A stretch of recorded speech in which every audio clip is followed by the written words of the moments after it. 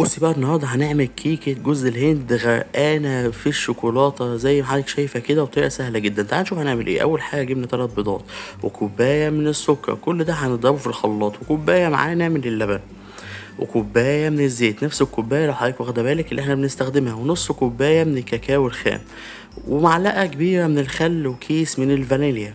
وهنشغل الخلاط وكده بقى الخليط جاهز معانا. هنستخدم كوبايتين من الدقيق اللي احنا هنستخدمه مخصص للكيك، هيبقى كويس جدا. لو دقيق عادي مفيش اي مشكله. هنستخدم كمان ظرف من البيكنج باودر، وهنقلبهم مع بعض. وبعد كده بقى هننزل بالخليط اللي احنا ضربناه في الخلاط واحده واحده، وهنفضل نقلب لحد لما الدقيق يختفي تماما ويبقى معانا بالقوام دوت.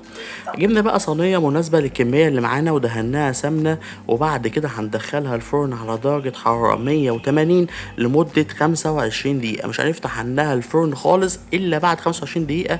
وتعالى بقى نعمل الصوص بتاع الشوكولاته اللي هنستخدمه فوق الكيكه بتاعتنا. اول حاجه جبنا كوبايه، نص كوبايه من السكر، نص كوبايه من الزيت، نص كوبايه من اللبن، ونص كوبايه من الكاكاو الخام، وهنضرب كله مع بعضه.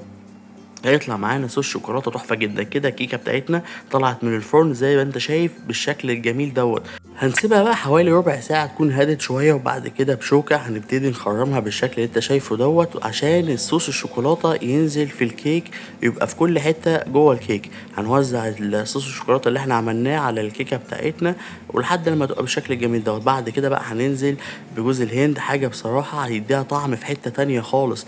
طعمها هيبقى تحفة، وكمان هتبقى طرية جدا وهتعجب كل حد هياكل منها. لو انت اول مرة بتشوفنا اشترك معانا في القناة واعمل لها لايك، وخد لفة عندنا في القناة، هتلاقي شوية فيديوهات هتعجبك جدا. اشوفكم الفيديو اللي جاي. سلام.